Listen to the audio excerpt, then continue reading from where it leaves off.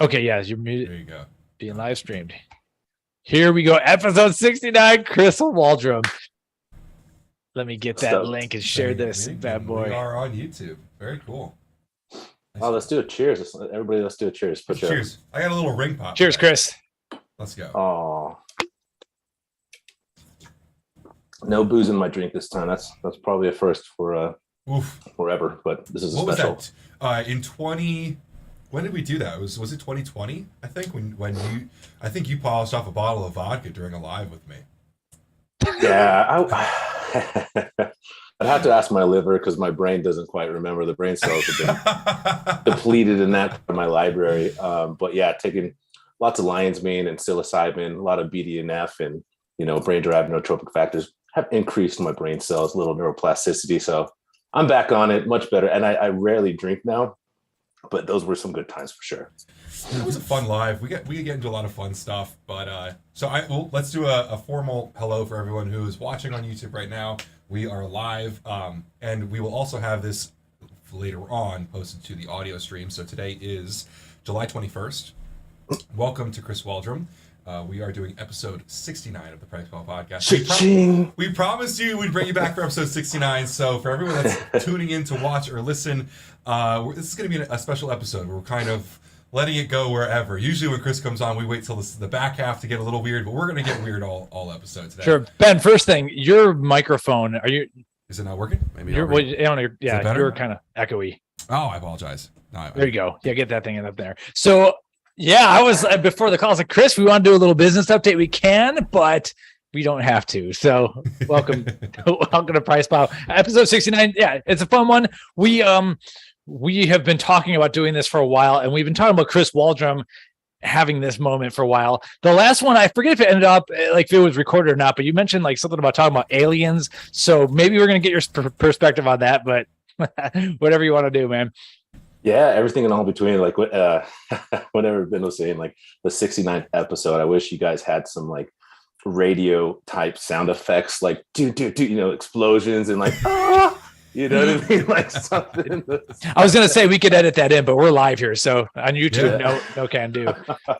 So we were gonna get so we can get the comments up too, right? Yeah, comments are kind of already moving. We got some people in. So welcome everybody. Definitely want some interaction. They could be obscure comments or direct comments about PricePlow, inspired, anything. I like to hear people's feedback. It's the best. So things that have changed since the last time we podcasted. Chris has become a competitive bodybuilder. I wouldn't say competitive, but bodybuilder. Chris got on stage. You were in incredible shape. Like for someone who has never competed before, that was quite an accomplishment, really. Dude, I appreciate that. Yeah, it's a lot like you in a lot of aspects where if I'm going to do something, I go 200%. I'm not going to fucking half-ass, full ass every single time.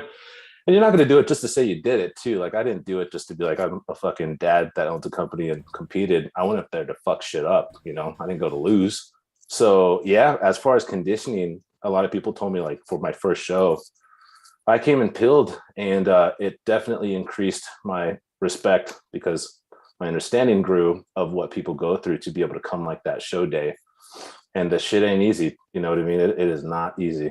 Yeah. How long was your prep for? What the cut specifically? So I'd never dieted. I'd never done like a bulk, nothing like with a structure, with a goal in mind. It would just be not eat shit, processed food, really, and it was 12 weeks. And at that 12 weeks, I was about 3,200 calories a day, which is pretty low for my body weight, but I didn't really know any better. And we kind of started from there and then went in a deficit of 200 calories every other week or so like that until I got down to, at the very end, 1,900 calories. And that's kind of around where I ended at, 1,900 calories. I like that. So Chris, you're an interesting guy because your lifestyle and your beliefs, like kind of, they touch on a lot of, like not eating processed foods, not having like electronics near your body, and not microwaving stuff. Right. There's a lot of really, I really enjoy talking to you because you touch on a lot of things that Mike and I also touch on. How did, like, being a bodybuilder is not healthy. So no. How did that change the way that you looked at things? Because obviously, like, cutting down to that level is not healthy for you. Bulking up on that level is not healthy for you. Like, Did that change the way that you live your life? Do you live more like a bodybuilder now, or did you go back to your other lifestyle? Yeah. So, I mean, you got to pick and choose your battles. And obviously taking PEDs really isn't healthy. Even doing like TRT, that's going to come with some risk. So you got to do a risk analysis, no free lunch kind of thing. I was just talking to somebody the other day, and we're talking about things to be boost like brain capacity. And I don't care what it is, you know what I mean? Modafinil, Blue Vigil, and fucking Adderall and whatnot. So the same thing applies with bodybuilding too. It's just a risk analysis. Am I going to get out of this? What it's going to take away from my body, potential years for my body. And then, the same thing with me not wanting to take the, VXXX and whatnot. And then the liberals are like, well, you're a fucking bodybuilder. You're, taking other things to get buff, but it's my choice. And we could get into that later. So yeah, obviously you're going to do as much as you can to mitigate overall damage to you. And if your body is working more properly, you're going to be able to accept and potentially even assimilate, I think, a lot of these PEDs more efficiently and whatnot like that. So as far as my diet, nothing really changed. And we could have this conversation about like organics or as GMO, but I kept everything organic. I didn't eat any processed food. Near the end, having shakes became a little bit more prominent because it made it simple and my appetite was already crushed because I was just so lean, stress is high, cortisol is probably pretty high. So my appetite really wasn't there. So having liquid meals became a lot easier for me. And with that, the quality is going to kind of vary because whey protein isolate, I mean, you're not going to get any better or worse than that. So still was very conscious about it and tried to do it as healthy as possible, excluding the last 2 weeks, which your body, you're on. Can I talk about drugs on here? Like the actual stuff that I took? I don't mind. Go for it. Okay. Yeah. I mean, Yeah. So, I mean, at the last 2 weeks, you're on tren, masteron, testosterone, Winstrol. I was still on clenbuterol. I didn't take any diuretics or anything. So I think my kidneys were pretty healthy, and other people there, one of the guys I knew went into kidney failure, literally, and had to leave the show because of diuretics. So I tried to do as hardcore, but as smart and moderate my dosages as much as possible. Kind of the whole diminishing returns. You take too much, and I felt that a ton of times where I'm at a higher dose, it didn't do shit compared to my lower dose. So I kept everything at a moderate dose and just pushed that as much as I could to get the benefit from it. Cool. After you're done, did you dose titrate down, or how'd you get off all that stuff? Yeah. So I definitely didn't do it the smart way, looking back, and partially because my coach was just very absent and the communication wasn't there. So I get done with my show and I'm like, oh, dude, PCT time, get off everything. So I literally quit cold turkey on everything, got on HCG, got on a good regimen for anti-estrogen, and I thought that would suffice, right? And no, dude, I had a terrible crash afterwards. And the rule number one is don't binge longer than a fucking day or two. And I binged for like a solid week.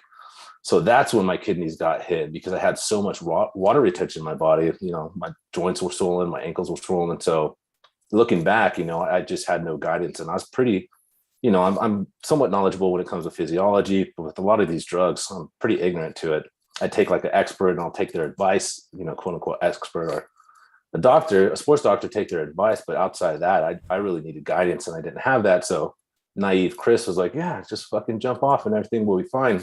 Now, kids out there, please have somebody that knows what they're doing to guide you through it, and just don't assume anything like I did. So, but it was good because it was a learning lesson of what not to do. So lots of wrongs, but lots of learning lessons.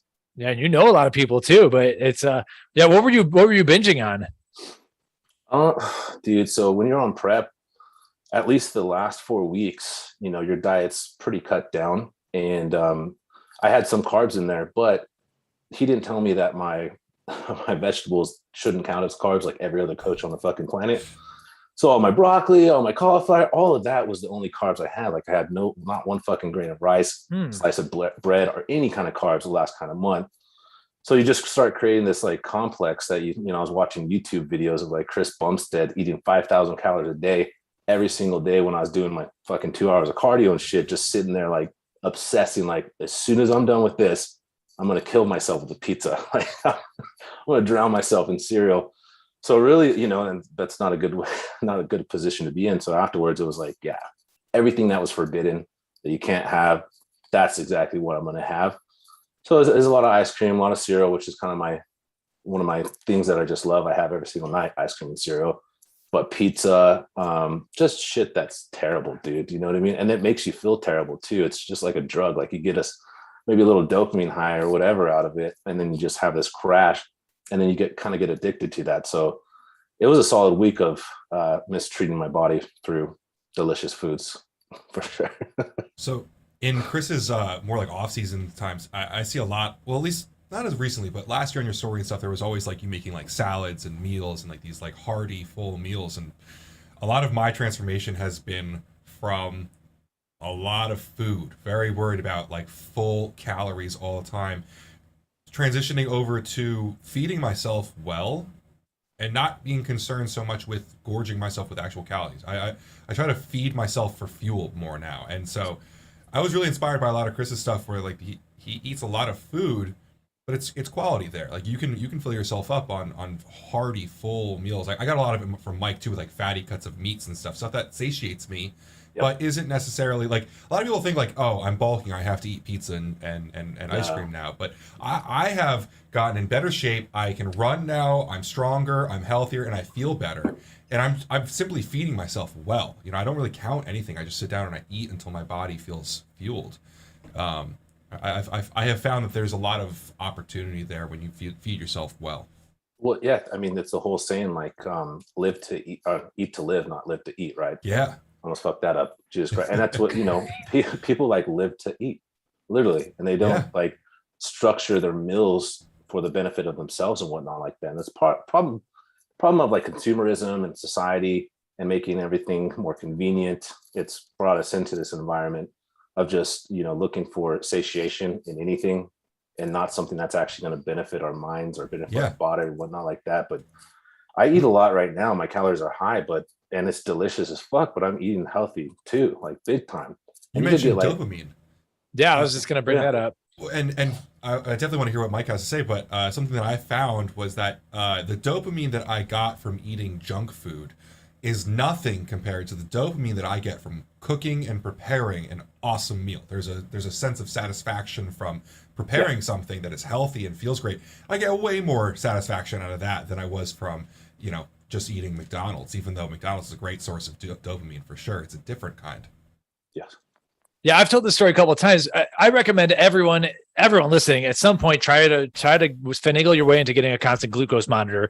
What for me, like I love cooking. We cook all the time here and all that, but no, I do love like a nice sugar high and everything, but the ride down is never worth the ride up. And so if you watch a constant glucose monitor, you just watch the crash just happening like in real time. And dude, it's just like, oh my God, no wonder why I'm getting anxious. I feel like garbage. I don't know what to do. Do I need caffeine? Do I need a nap? Do I need more sugar? It turns out like maybe a little bit of everything, but a lot of times, a lot of the anxiety out there and the bad feelings is, dude, your blood sugar is just dumping right now. And your body's just like completely off equilibrium. So you learn a lot from a constant glucose monitor. I recommend it to people who are, you know, using carbs and messing around with it. And eventually you can kind of find a better sweet spot, but it's, they're fun to play with. And yeah, just like even like I had an argument in my old neighborhood on freaking Facebook, and I watched my glucose like spike 20 points, and I hadn't eaten anything, and it was just pure physiological stress causing that. And I was like, dude, that was like pretty much when I was done with Facebook right then and there. So you could actually watch your fit body physically respond to the stress that you provide it, and so I do love a lot of that stuff. Yeah, I'm sure that could become an obsession too. Tracking stuff like that, you know, because you want real data, not like anecdotal data and whatnot. And you're like, okay, this is why I feel exactly like this. And like, I think it would be an OCD thing where you're like, you know, how do you bring yourself to an optimized state? Yeah. Well, I mean, you start to get used to it though. First off, like if you're like on a carnivore or like a really like low carb keto diet, you're just going to be a flat line. It's boring. It's like, so carnivores should not even bother with the CGM unless like you just want to waste money. It's going to be flat, and that's fine. But you eventually, I think after a few uses, like after I would say two week trials with it, you're going to kind of know exactly what your body's about to do. But if you're like not figuring things out, then it's one tool in the arsenal, in my opinion. Yeah, absolutely. But and eventually it gets boring, in my opinion. Just you start to figure out what your body's up to. Yeah, I'm not the biggest carbohydrate lover, but I know it's one of the most, like, this is fucking anabolic thing, like legitimately for muscle growth. So you need to have full glycogen storages. I perform better when I'm on a lower carb, at least like my brain optimization big time. And I'm like 450 carbohydrates a day. So I really utilize my carbohydrates around my workout, because if I have it throughout the day and I'm doing anything like creative and I eat fucking 100 grams of carbs, of rice, like forget it. I know I have a short span before I start to like taper off. And I take berberine and chromium and whatnot and things to mitigate that impact on me. But I fucking hate it, dude. Like this bulking thing.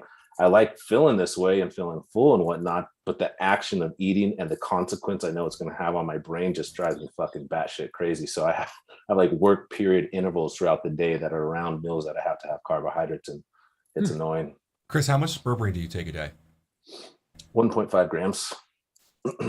Mike, Nice. We got to get some capsules of dihydroberberine sent to Chris. Chris and I talk about dihydroberberine at least like every 90 days. We like a timer where we have it formulated. Up. We have it GlucoVantage in one of our upcoming formulas. So I did a test. What was that in 2020, Mike? Yeah. Where I was taking 300 milligrams of it 3 times a day. I know that's and this is why I just want to send you the capsules, because I want you to try this out. This is not like affordable for consumers. The high dose, yeah. But like I was eating like probably 1,000 grams of carbs back then. I couldn't hold on to weight.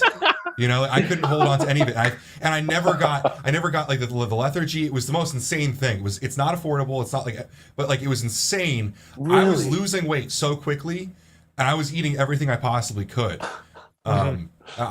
I do think there's another level that you kick into there that's just not available for normal people. Yeah, it depends in non-research land right there. But for me, 200. So basically I'd say like 1.5 grams of berberine a day is like the clinical dose for like really awesome stuff has been shown, outperforming metformin, et cetera, et cetera.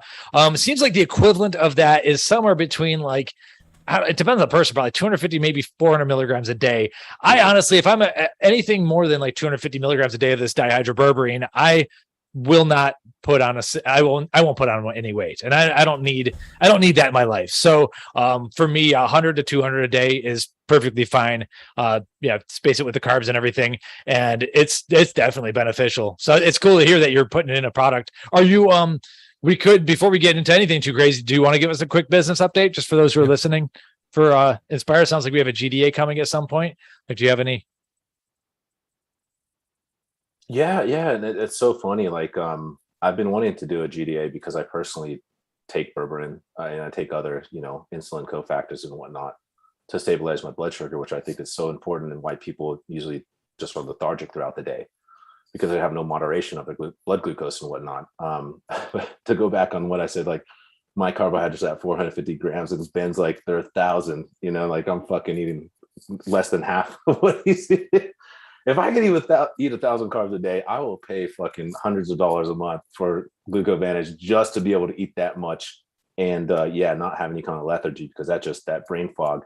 I get pissed. It puts me in a bad fucking mood if I'm not able to like fire on all cylinders or whatnot. So, anyways. Going back to development, so the one product that we've been working on, that I've been working on for the longest time, is RST. And we were at the final stages of that. I added one more ingredient that I just thought was so fucking cool that nobody's utilized in this context, and it became a little granular. So we were just figuring out, is it the actual material? How is it even getting through the mesh size? Do we have to put it through like a pulverization process to be able to get it to a smaller particle? So I put that on hold, because like if we do have this ingredient, there's a couple other standalone ingredients that are just rock stars themselves that would make the formula cool. But I want to do with a sleep formula like I did with our greens or our multivitamin, where there's a lot of dope sleep formulas out there. I mean, there's such well-developed sleep formulas out there, and I do not want to compete with them at all. And I don't want to have like a sedative product. I don't want to have it hormonally driven with melatonin, which excludes a lot of ingredients. So finalizing that has been kind of arduous, but when it comes out, it'll be super cool and very beneficial to people too. Like it's something that everybody could benefit from. They're not like exclusionary ingredients in there where somebody that takes a drug or whatnot, or doesn't want melatonin because you shouldn't be on that fucking indefinitely kind of thing. This is something that you could take year round that'll benefit you. So there's rest. We do have a GDA. We do have BBD. I mean, we kind of have like a fucking bag of of stuff that we've been sitting on. And I mean, just to go over like the business side of it, our hardest thing for the past 2 years was just maintaining inventory. Mm-hmm. So we would have out of stocks because Alpha Packaging or one of the plastics providers said that they couldn't get the resins, you know what I mean? Because they had that issue. So there's a lot of contributing factors that held back our launches, where I see these other people launching products and they're dope products, but other part of their portfolio is like empty.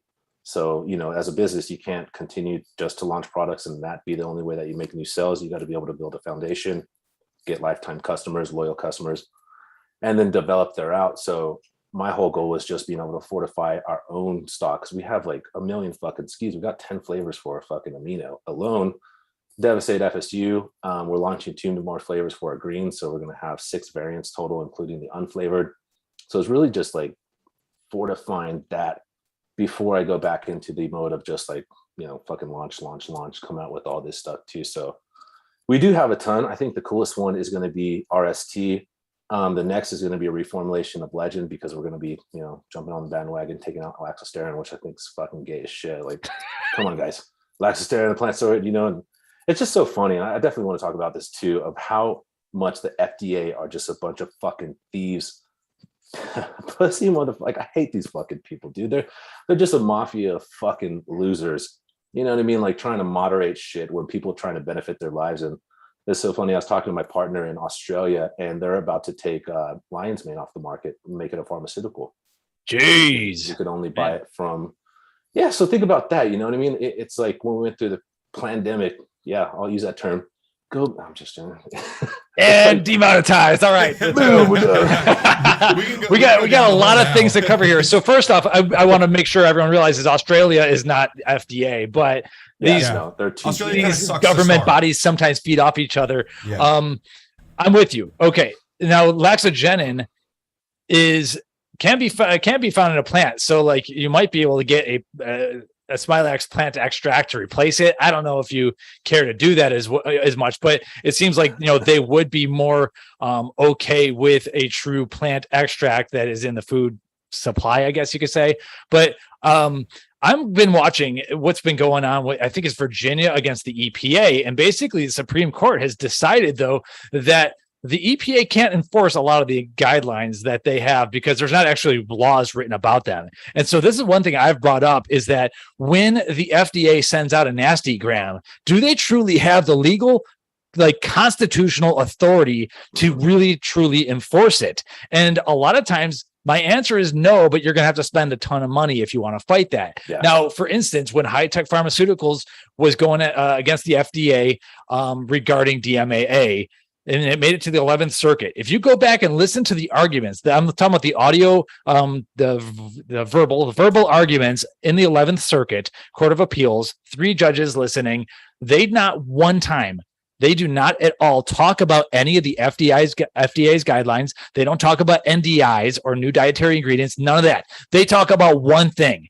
DSHEA 1994, which is the actual law that our elected representatives actually wrote and agreed to and was signed by the president at the time. They do not talk about anything else. They talk about the law. And so that like makes me believe that really what the upper courts care about are actually laws that are written and passed and signed by the president. Everything else might not really mean a lot, but you got to have the pockets and the balls to fight it. And so that's kind of the challenge. Like, who's really going to fight for Laxogenin, for instance? Like, if it's synthetic, probably no one. But at the same time, watching what's happening in other industries, yeah, we don't have a whole lot to do with EPA, but what the Supreme Court's saying is that EPA really can't enforce this stuff on Virginia, or is it West Virginia, whichever one it is.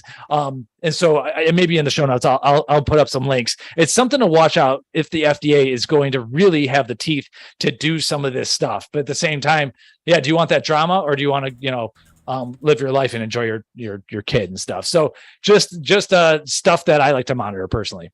No, for sure. And you bring up a good point. So even if you did have the money to be able to combat something like that, you just became, public enemy number one in their eyes.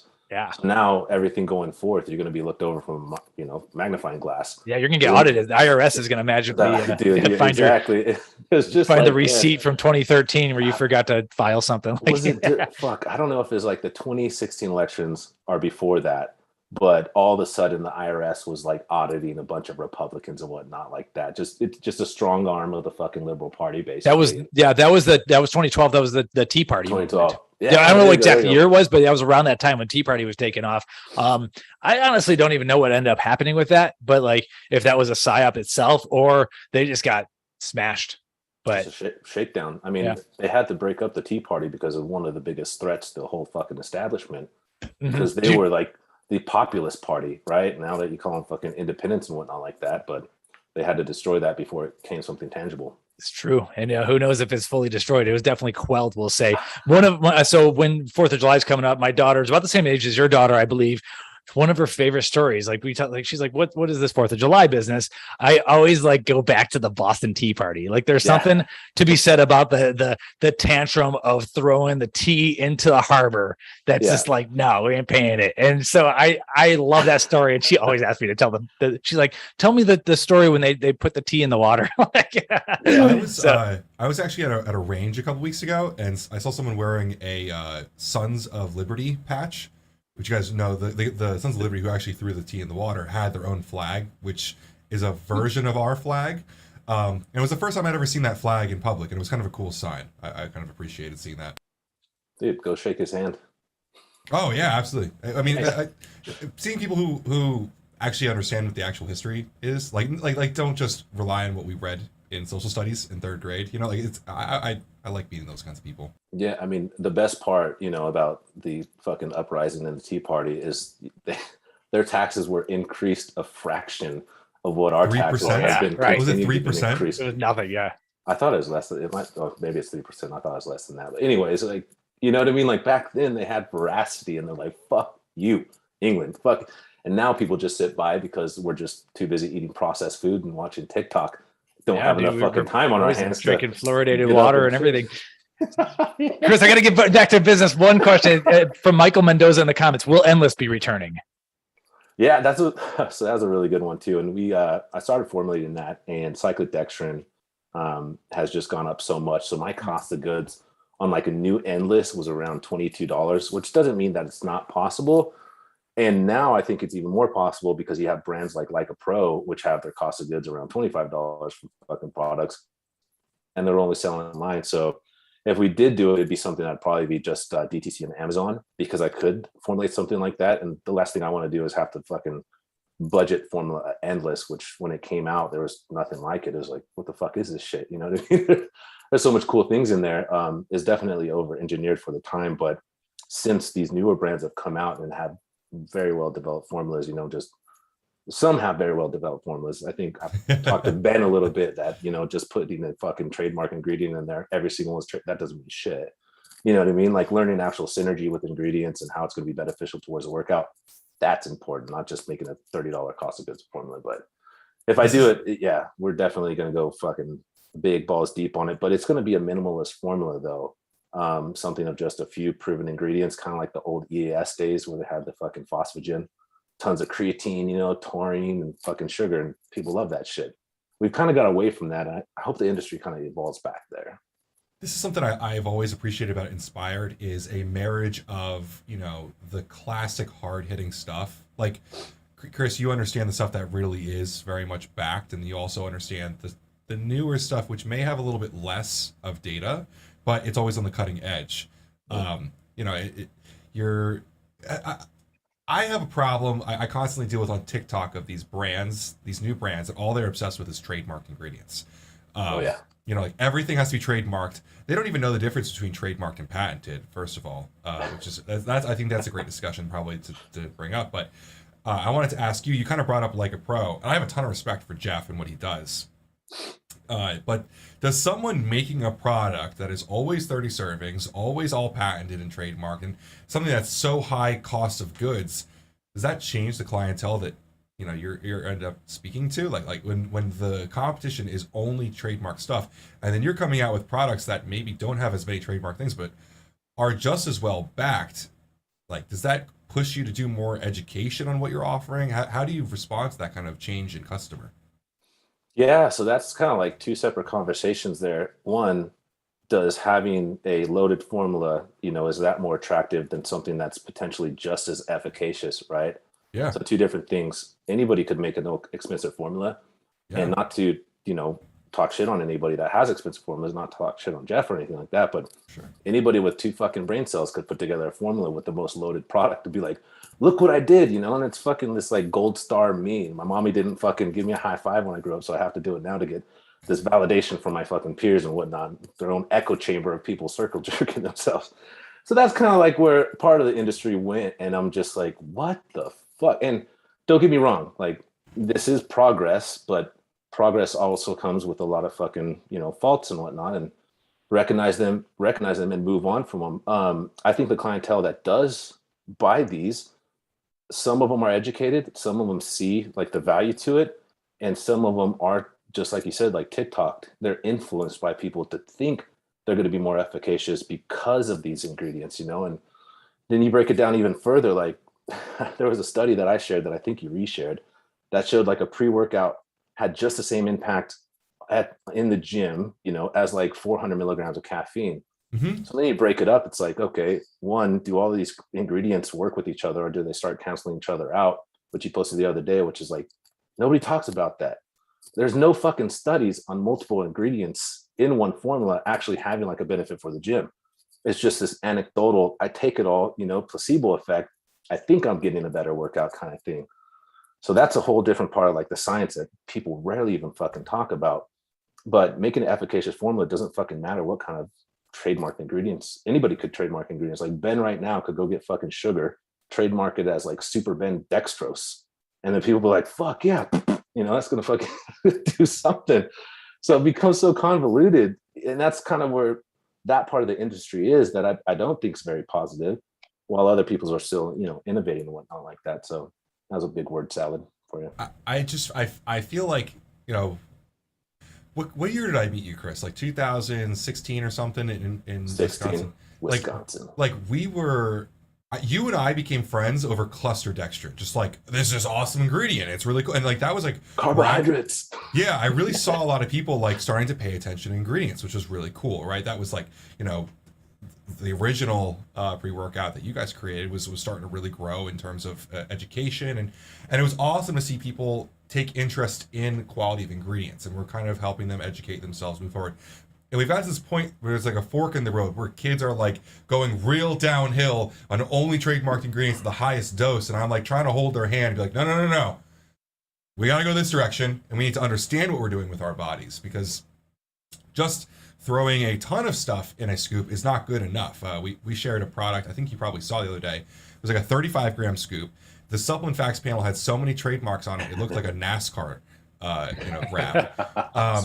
And I have to give all the credit to the kid. He's just a young entrepreneur in New Jersey that just has found a contract manufacturer. He's done he knows the studies, he knows what he's talking about. But it's just going down this other direction where it's like, well, how much can we shove in this? Which, I mean, it's cool. I mean, we all love, all three of us in this conversation love ingredients. We love finding everything, but like, there's definitely a limit, or there's a point where there's no return. Like that study you were talking about, Chris, where they put 400 milligrams of caffeine against a consumer good. And there's so many different ways to measure this as well, because one of the problems with that study was it was a pre-workout that was like creatine, betaine anhydrous, and beta-alanine with caffeine, and that wasn't any better than just regular caffeine. But in just one workout, are you going to see that benefit? So where's the line for benefits from a pre-workout? Is it in the interim and the acute, or is it in the long term? Like, there's so much going on here, and none of these people are studying any of these ingredients together. So it really almost gives us nothing. Yeah, right. Yeah, you're paying for a tub. So I think it should, a true study would run the course of a tub, but that's gonna be, it's too expensive to do, except for maybe the biggest brands. You're just relying on individual studies. My little concern lately, I got to put on my PricePlow, my PricePlow hat. I am wearing a PricePlow hat. Is that we are in a recession, and I think there's a chance that it might go down into a depression. And like, there's a lot of writing on the wall. At some point, I worry that the consumer base, like the standard consumer base, is going to start revolting against the $60 pre-workout. Like, at what point is all those trademarked ingredients together?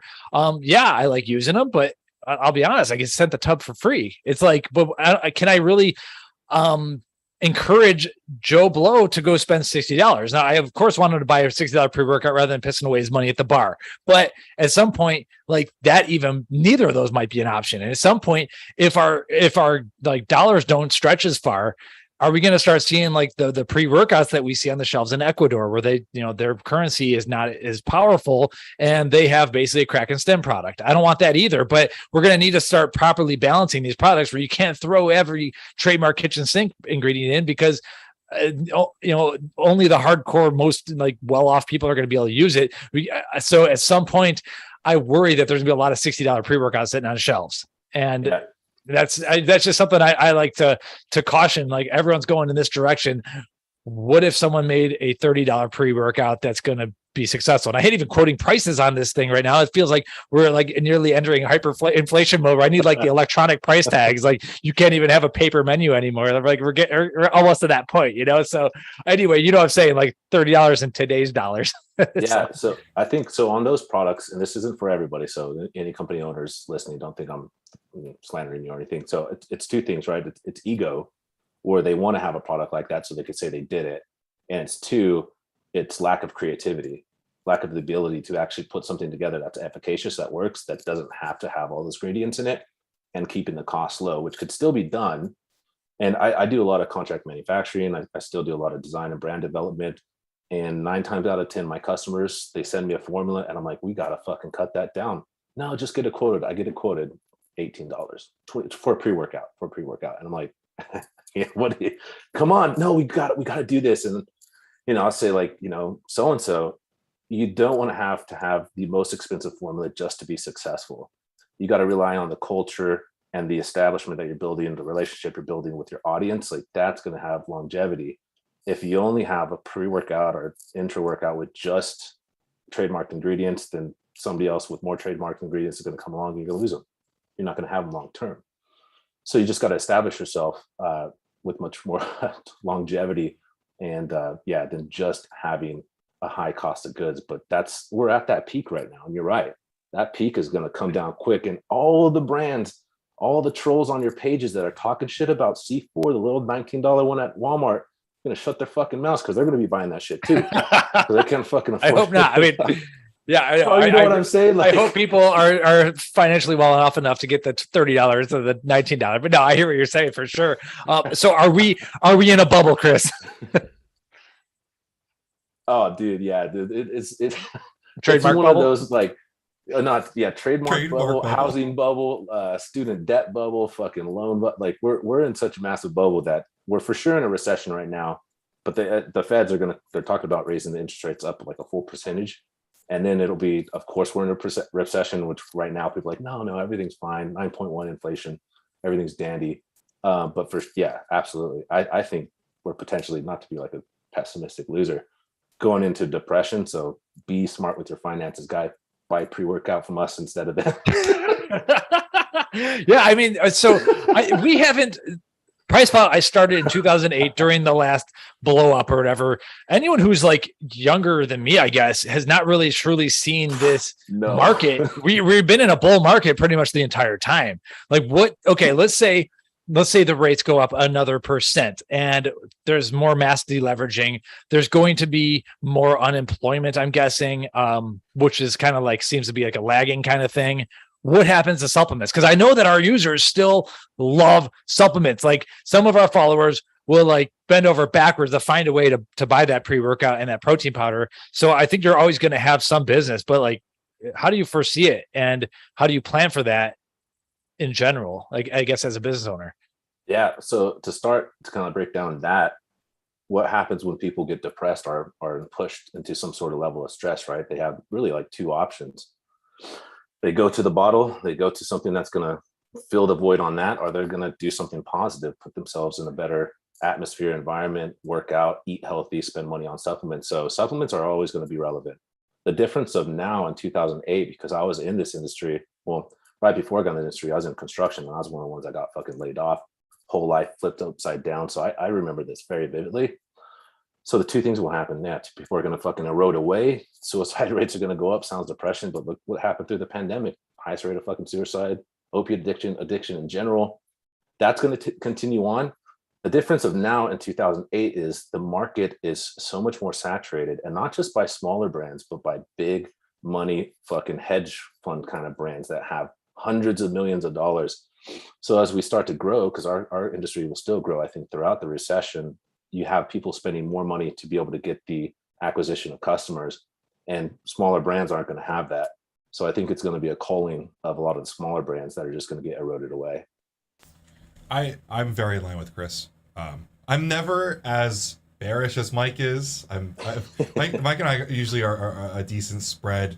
I always try to be positive, and Mike is usually probably a little bit more realistic. I know. So I'm bearish on a lot of stuff economically, yeah, but no. Overall in supplements, I know that it's not going to zero. So no, I'm more bullish than on this industry than I am in a lot of other things. But yeah, I am definitely slightly bearish and the economy for sure. Ben knows that I always tell him to keep the freezer full of meat. So I think that just the cost of stuff that people need, the cost of protein, the cost of nitrogen is just going up. Like at some point, poor people are going to get priced right out of like quality food. That's what like pisses me off, and that's already kind of happening.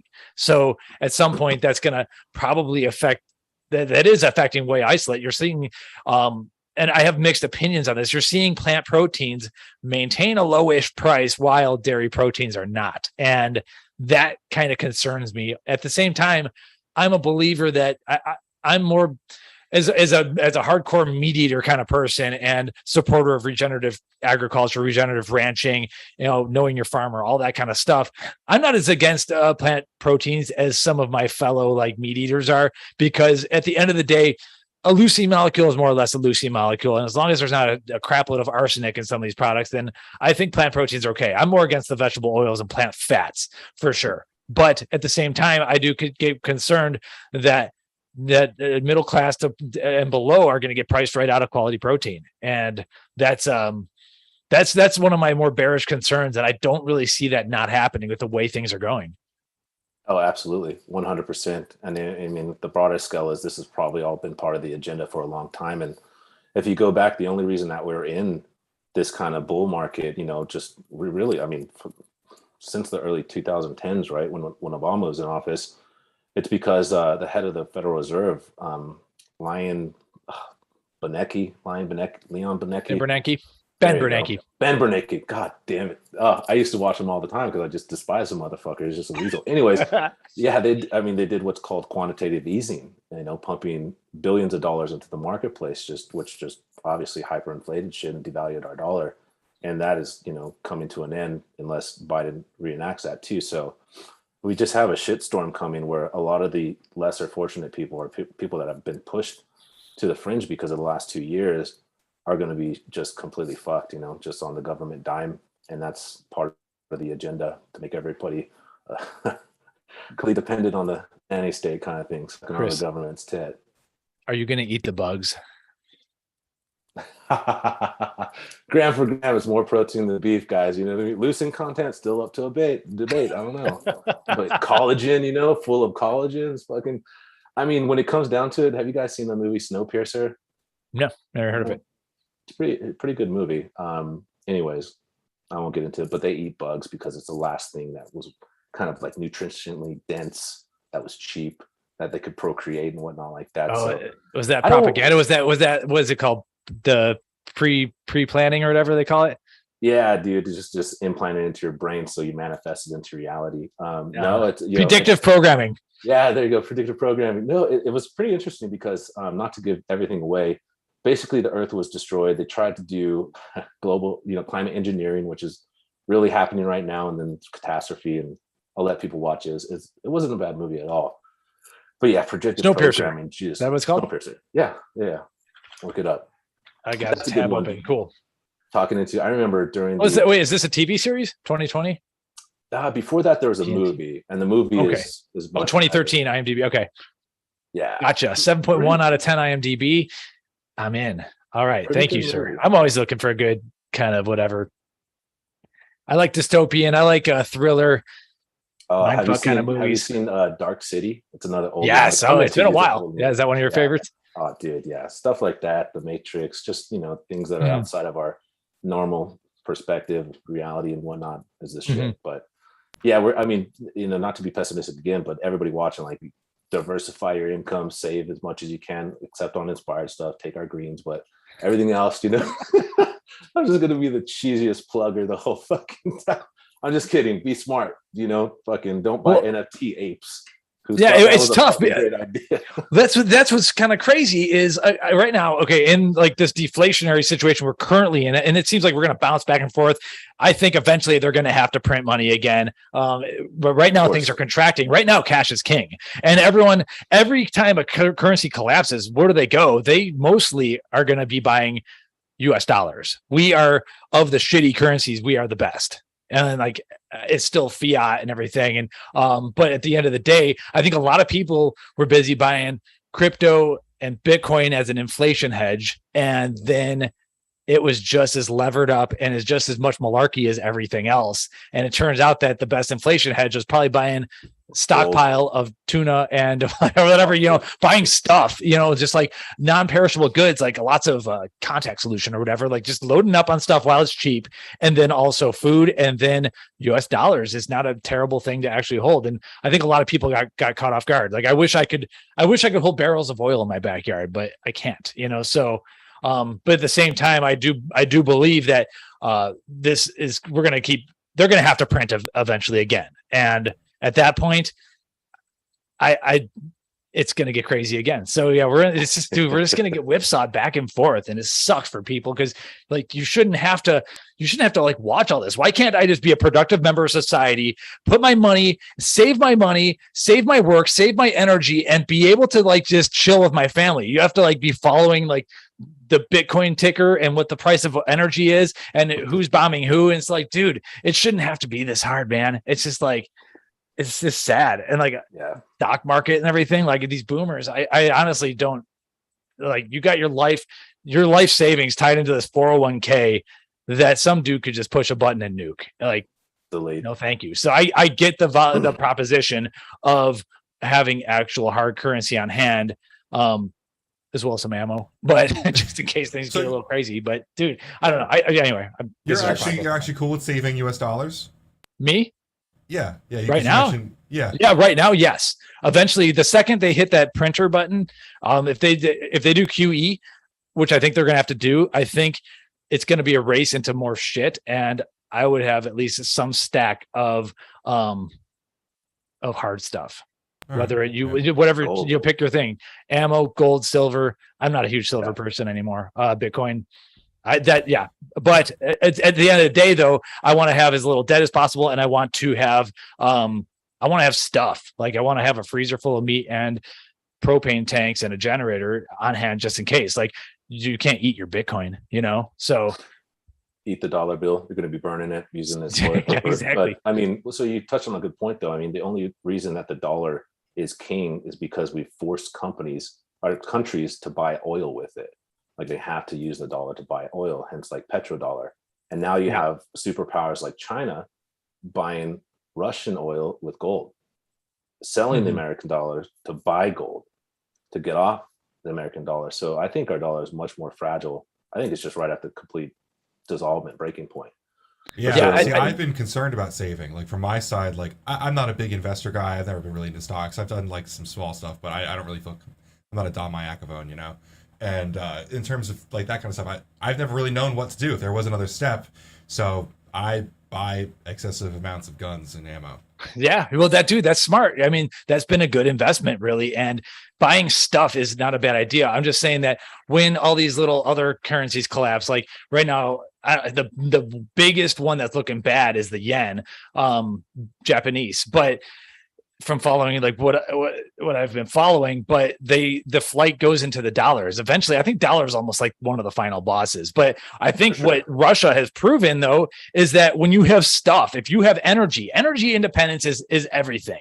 Which is why I mentioned having the propane tanks, and it's not enough to like keep power to my home forever. But like, once you have energy independence, you can say, F you, I don't want your paper money. Like I have the oil, dude. Like, and so you could love them or hate them. I understand though, that why someone doesn't want to get paid in paper dollar that someone can push a button on and just totally devalue. So like, it sucks the position everyone's been put into when you have everyone doing like just behaving erratically and violently and or weird, or like we're like talking about people buying watches and cars. Like, this isn't productive. Like we're going backwards, and it just drives me up a wall. It's like, dude, all I want to do is work and like hang out with my daughter. Why now I'm like talking about magical internet money, and I have like more ammunition than I ever thought I would ever like want or whatever. And I need to have 4 freezers full of meat. And in case the power goes off, I need to have, like, we have all this energy around here that we're not allowed to tap or whatever. So now I need to have propane tanks to power my freezer so I can feed my kid. Like, dude, seriously, we are way, way too advanced of a civilization to be brought down to this level by these demons. And no, this is all by design, dude. That's why I know. That's why I'm not mad anymore. I'm just like, this is all. It sucks that we have to do all this and talk about this. All I want to do is take some pre-workout. Okay. What's that? I'm sorry. You need a wind turbine and a solar panel, and there you go, baby. Yeah, I was going to ask, once again, what do you have against unless this might be the part where we get into chemtrails, just so you know, Chris. Oh, please. Like how do you? This is the only thing that Mike and I finally disagree on still, though, is the chemtrails. Like this, and I would love to talk to this about Chris. I'd love to bring a third person. Let's bring in the third party for sure. Okay. So Mike can make his case for sure. The only thing that I have about this whole thing is, one, it's condensation, and 2 is how are they keeping it a secret with all of the people that are loading it into the airplanes at these commercial airports? It's not a secret. There's already been whistleblowers. They just get character demonized and taken out, just like with anything in the military. Lots of whistleblowers, right? With the FBI, with the CIA, they get discredited. I want to see that. I actually haven't seen that. Taken out. Yeah. Okay. Yeah. So I don't know if there's much to disagree on. Just the simple fact that I freaking hate them. Like, dude, I'm looking at the blue sky. I don't want to see a line through the sky, and then you see the line expand. I don't claim to know what it is. I don't know what the agenda is. I've never made any claims. I can have theories here and there or whatever. All I know is that I see this stuff coming through as a grid on my beautiful blue Texas sky here, and the next thing you know, the sky is silver. Like, dude, what happened to my blue sky? And so I'm not claiming anything. I don't think it's mind control or they're spraying whatever like viruses out in there. I don't know. But all I'm saying is I had a pretty sky. I was swimming outside in an outdoor pool, and I'm doing backstroke, and now I'm looking at a bunch of freaking lines here that I know are not natural.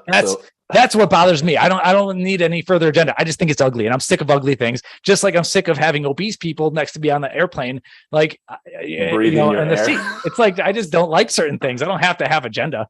I can totally agree with that. It's ugly. If it's just like not whatever pollution, or we can argue whether or not it's good or bad. But if it's just an ugly thing that is being done, we can get into that. But even if we suspend that part of the discussion and just say that this is an ugly thing that's being put into our life from an industrial, in an industry that's huge and probably in some sort of pollutant, I can agree with that. It's ugly for sure. Okay. Yeah. So Ben's argument is like, as long as it's benign, then it's okay. If it's water vapor, I can agree it's ugly for sure. So let's take a couple steps back. So first off, Mike, they're not called chemtrails. Now they're called, and this is back during the Obama administration, they're called constant contrails. And it's because the jet engines became more powerful. They create more ice crystals, so they sustain in the atmosphere longer, right? That's the official story? Well, that's what they were selling it at. But you have to look at like the root of this. So chemtrails was a manifestation of the CIA, just like conspiracy theorists was during the JFK, assassination, because people were questioning Oswald, like literally. So these are words that are utilized to completely discredit the conversation, when in reality, geoengineering has existed for a very, very long time. I believe like it first was done, don't quote me on this, it's either late 50s, early 60s for farmers. And they did what's called cloud seeding. And they shot fucking silver iodide, which pulled water molecules together, accumulate, and created rain. And one of the stories of Vietnam to be able to flush out the Viet Cong was it was used in the forest to flood them out. Legitimately, it sounds fucking batshit crazy, but I'll back everything I'm saying up with stuff. So geoengineering exists 100%. And that's just not me saying it. There's legitimate patents to this, to the technology. And I have all this saved on my phone, because when I get into debates, I'm like, here, motherfucker, look at this shit. And then, put your fucking foot in your mouth. So there's a lot of patents to this technology. Does that mean it's being used? Of course it doesn't mean it's being used. They could just have had the patents and sat on it forever, just like Tesla had 1 million fucking patents. And then it was used fucking, 60 years later. Now, so the patents are out there. Geoengineering has existed. But then you have to look at stuff like HAARP, right? High frequency machine that's literally able to pump frequencies up to the ionosphere, I believe, to heat it up and actually guide weather storms. So that exists. Science, that, and they have this fucking studies showing that they utilize it. So that exists too, but that still doesn't mean chemtrails are out there, right? So there's no way to fucking know outside of whistleblowers, which I'll send you whistleblowers that I've listened to. Outside of that, there's no way to fucking validate it unless you had an airplane that could go high enough into the strata to be able to take a sample out of that and say, this is what it is. But what you do have is the research that has been done. And there has been done research on this to show that they can modify the weather. How much they've utilized this, that's nobody fucking knows. We're never going to know until somebody comes out like Biden on one of his little fucking gaffes is like, oh, not weather modification. But even more recently, you have people like Bill Gates talking about spraying sulfates up in the atmosphere to be able to mitigate the impact of global warming, climate change, right? So you have all this conversation, you have all the patents, you have the research that's been done, which leads me to of course it's being done. They're just not telling us about it. And my only problem with this too is not that it exists, because maybe it could be something that could help out humanity. It's that we're not being told the ramifications of this, the impacts it could have on our respiratory system, the impacts it could have on ground soil, the acidification of ground soil, which is happening, right? Ground soil is being destroyed by fucking pesticides, herbicides, but also the acidification. So plants are fucking not being able to grow. And they're actually genetically modifying plants now to be able to grow in soil that has a high acidity and whatnot. So you look at all that, you accumulate it, and then you have to just have a common sense fucking value point. You know what I mean? Yeah, they're probably, look at all the other studies they've done on us in the past. Probably doing it right now. What the impact is, nobody fucking knows, but it for sure exists. Dang, we have a great question. We have a great question in the chat. Darren Decker, you guys know, VP Cage, great guy. Darren! He says that you've sold us on this with constant contrails, but was the moon landing real though? Oh man, I'm actually very interested in this one. I'll give my take first. I actually do believe it was real. I do believe it was real, but they make a really, really shitty case because they've admitted that they've created content before from fake content, like they use those the simulations when they were putting them on bungee cords and they blacked out the background and they used that as some of the content for the moon landing. I think they really shot themselves in the foot when they doctored content. It broke up a little bit. You guys still there? Yeah, we are. Yeah. Yeah, I'm probably on the same side as you. I like conspiracies because they're interesting, and there's a lot of conspiracy fact out there for sure, and a lot of disinformation too, which is just so prominent now. But you're right. There's a lot of artifacts that are in the photography that we've been given that have been pointed out. You know what I mean? There were movie sets that they utilized for this kind of stuff. The president at the time, dude, I'm having a brain fart. I've used too much acetylcholine.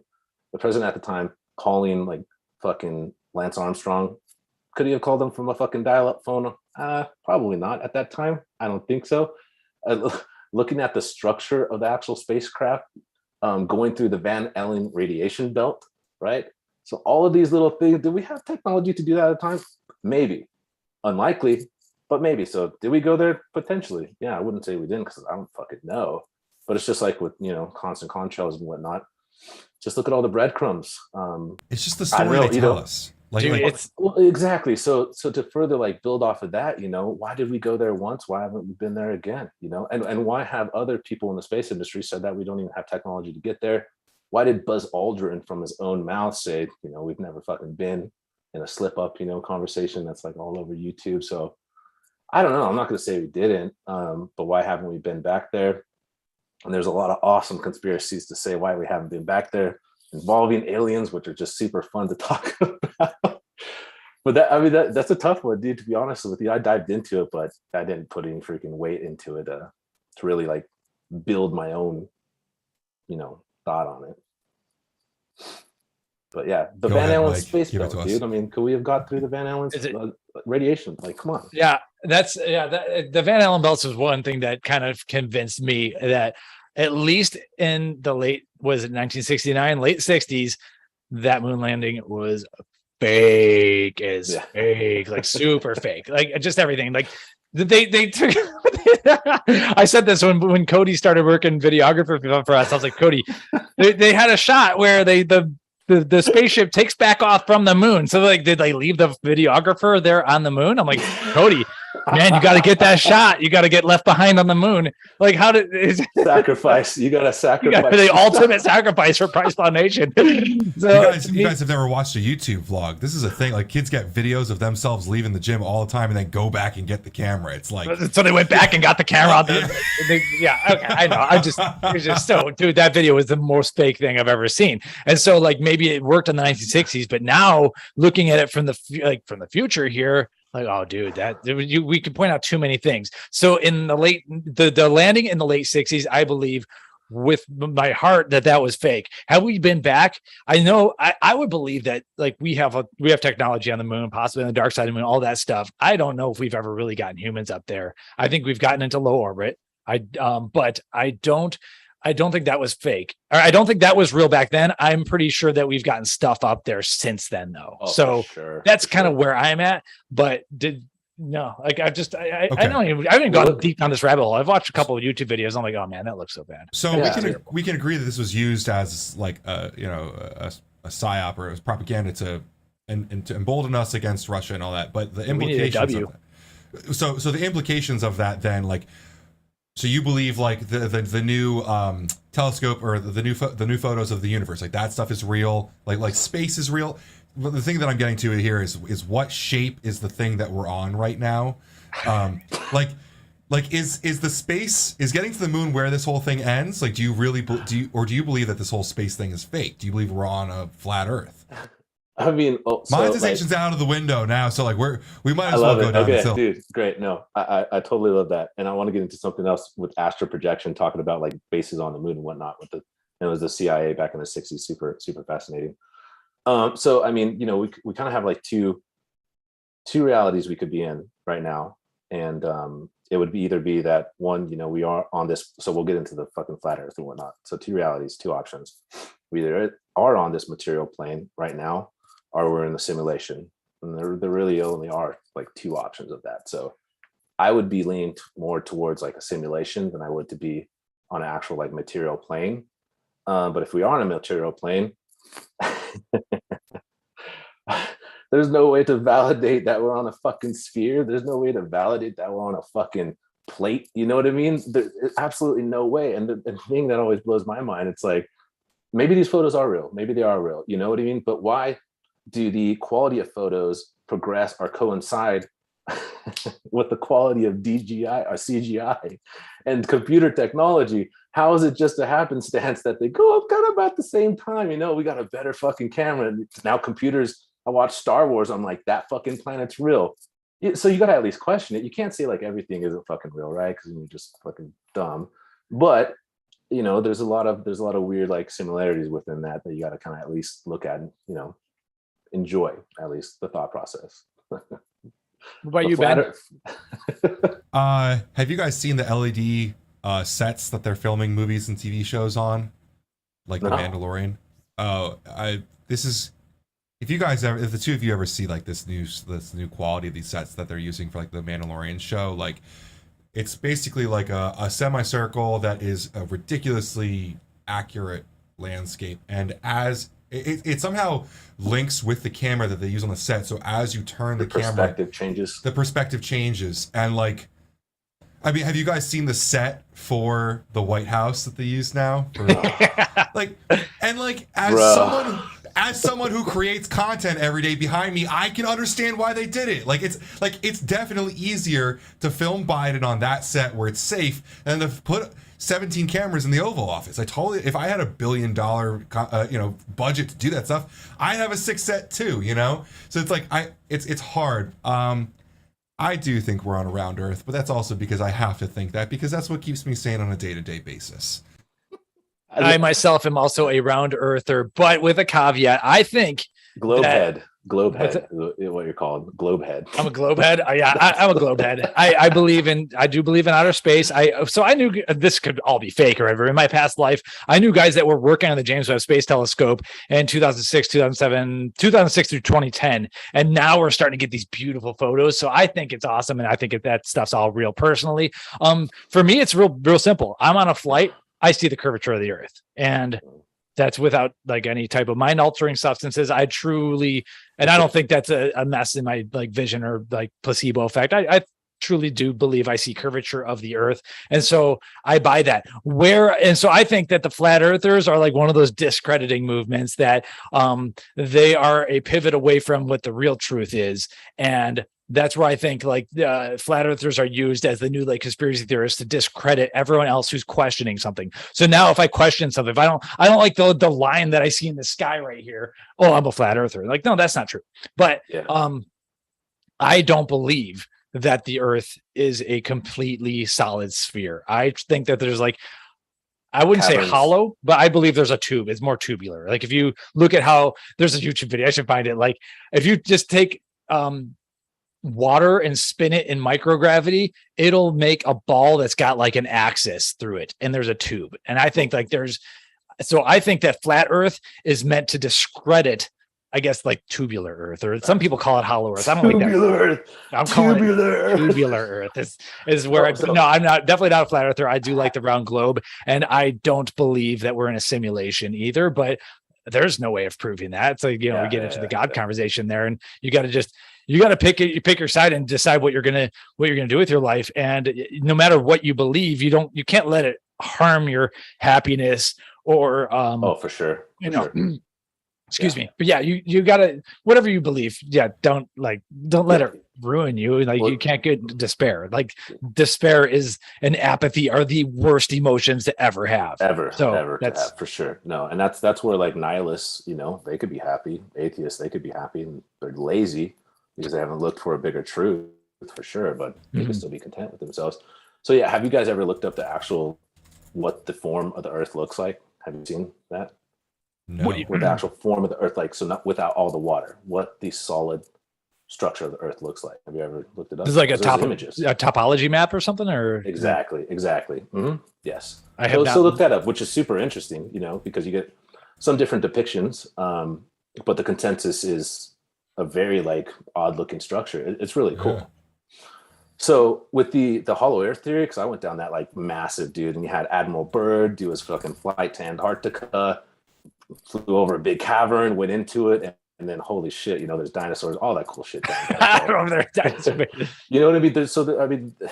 The whole fucking like molten iron core of the earth and whatnot like that, like that's fucking hypothetical, dude. How the fuck do you know what I mean? Like, yeah, they have technology, but are there massive caverns? Yeah, our earth is probably more similar to like somewhat of a geode. You know what I mean? There's massive cavern structures. I mean, there's water, oceans and oceans of water that are miles down thick that they've found. You know what I mean? And what you usually have, like how geodes are created, is there's a fucking body of water inside that geode and creates all these massive crystals. And that's where you see down in Mexico. Did you see that cavern with these fucking, huge like chrysalis that were gigantic? Mind blowing. They found this fucking cavern. But yeah, I mean, it's all fun to talk about. Should it like modify your life? No. You know what I mean? But it's interesting it's like a fucking science fiction. Cool to read. Doesn't mean that you have to ascribe to everything inside of it. But did you guys look at the earth though? Did you find it? I did. That was cool. Mm-hmm. Pretty neat, right? Yeah. So everybody watching, if you don't know what the earth looks like, right? Check it out. It's pretty cool. So this guy's actually kind of funny. So I believe the first conversation that Mike and I like became like friends outside of just like talking sports ups was what's the name of that effect? The Mandela effect. Oh my the God. Mandela effect. There's Yeah. like the Bernstein Bears and all this stuff. Like Mike and I think we were like 2 drinks in at the Arnold, and we were just like, you remember how to spell the Bernsteins, man? And it was a thing, you know. And like from there, like there's been a few times where I've asked Mike, because Mike's always a little bit ahead of me, decently far ahead of me on these things, and I'm always like, how do you live your life? Because that's always like my concern. Like, you know, like once you've seen some past, you know, the Wizard of Oz here, like how do you go back to like going to your job every morning or whatever, you know? And I guess us being self-employed is part of that, but like how do you fit into society or whatever? And we've become very like unemployable and whatever you want to say. But it's funny, Chris, you've brought this up a couple times, like psilocybin kind of gave me that answer. Like once you've seen further, like how it was, even though like at that part it was like a thinking process of like realizing like the society and all this stuff is against us. Once I had experienced psilocybin, it calmed me into realizing like everything is okay. Like there may be a narrative, there may be all these things, but like we are who we are, and we have to live that life based on who we are, and it's going to be all right. I don't know. You guys mentioned despair, and it made me think of like I had that emotion for a little bit when I realized no matter what you believe about conspiracies and stuff, there definitely is like a lot of people trying to screw us over. Some bad shit for sure. Yeah, like is it lizard people eating babies? Probably. Maybe or maybe not. Like whether or not it's most likely. Whether or not these conspiracies are literal truth, there are people who are trying to take advantage of the populace, right? And how do you live your life knowing that? I always kind of want to know how you guys like. Do you wake up in the morning like knowing that Nancy Pelosi is like, I don't know. Clinton's probably a little bit easier one. Like there are people who get away with shit and like take advantage of us. Like, what did you go through that?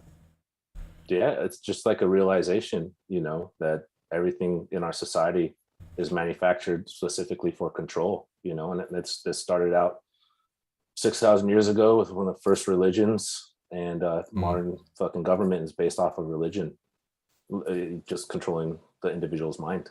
Well, because So Chris, definitely. you still like post the mainstream news on your Instagram story, like laughing at like CNN. Like I can't turn that on. I can't watch that.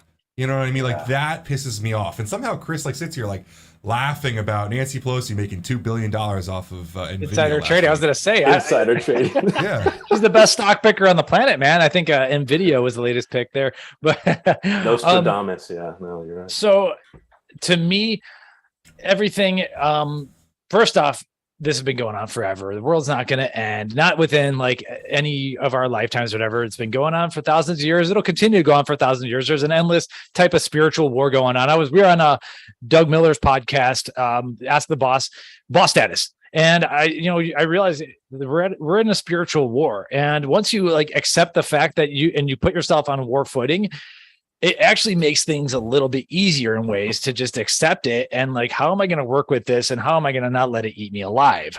And it's time will come, time will go, and, history will continue to not necessarily repeat, but to rhyme, and it's going to go on. So, for me, carrying on the legacy is, at least like having kids and stuff helps a lot with that. But, and so some people that think like I've talked to a friend who's like, they were persecuted in Russia long ago and everything. And he's like, what he learned from his elders was just find ways to survive. And I said, like, at some point that's not going to be good enough. So, but for now, yeah, just like find a way to like just survive and replicate and continue on passing things down is of itself a great purpose. But to me, I am someone who just believes that it's all energy, and we need to harness energy, not limit energy. We need more energy. And so to me, one of my purposes in life is to help provide people with ways of achieving energy. And so currently that might be with pre-workout supplements. We get into the mitochondrial stuff, the mito energy and everything. Some of the ingredients that can give you more cellular energy, make you feel better. The diet and the food, or the foods to avoid, that will give you better energy. Having that box of sweet tarts feels great on the way up, but it's terrible energy on the way down. Don't do that. Like, unless you're tinkering around or you're post-workout. And so to me, like, having purpose is very important. And to me, some of my purpose is to educate and eventually provide the world with a better form of energy. And so, because I think that's really all, when it comes down to it, that's what we are. So that's kind of where I'm at with, but you have to have a purpose. I think man in general, men and women, but men without purpose are devastated. And that's where the despair comes in. So your purpose may be as simple as like making the best shaker cup on the planet so someone can get their pre-workout on. Like, dude, that's awesome. You got to have some purpose. Your purpose might be your backyard garden, or it might be your kid, or it might be, it doesn't have to be anything big, but you got to have a purpose. And to me, like attacking energy is that for me. And so, we've talked like 2020 was a kind of an anger filled year for me. And then things like started to piece together for me. So I was like, obviously disappointed in my fellow man. I will say that I still am, but and that continues to this day, continuing in 2021. But in general, I think I better found my purpose because of that. So I'm kind of thankful for all the nonsense that's going to happen, and that has happened this decade. Yeah, what you said about surviving, like you've said that before. And before, other times it has bothered me when you say that, because I don't believe in surviving. I believe in thriving. I believe in a purposeful, like living my life with impact. I'm super proud of the things that we're able to do with PricePlow, and like for you, Chris, like the way you've been directly impactful on the course of pre-workout as a whole, as a category, and greens, right? True. Like things like that. Like that is important to me to say that I've done something. And before, Mike, when you've used that story about surviving, I understand. Look, there are, the Great Depression, wars, all sorts of stuff, reasons where people need to just survive. And I totally respect that. And that in itself is an accomplishment. But given the topic at hand and the conversation and like what we're really dealing with, I have always felt like, no, that's not enough for me with this. I need to be able to help and change and affect stuff. And the way that you put that about like what we're able to do with our, resources and stuff, that's important to me, Yeah. I mean, it'll come to the question is that good enough? Like, and I talk about this, I don't know if I've gone on in public on this, but like people have gotten fatter and more obese and lower energy and lower testosterone since we began doing supplements. We're losing. So like, is this good enough? No, it's not. No, absolutely not. That's the issue. Like so let me butt in there. So that comes out of education, not supplementation, right? Because a lot of supplements could be contributing to that too. But hasn't the fitness industry hasn't all of this grow? I'm sure there's a lot of parallels of the fat getting fatter and the fit getting fitter. But like, sure, like look at how fast all this stuff is growing. I mean, like we kicked off the call mentioning the collab that just happened. I mean, we've never seen something that big happen all over. So it is growing in some ways. It's just the people who want to be fat are getting fatter. They have more opportunities to and more ways to do it even more effectively now.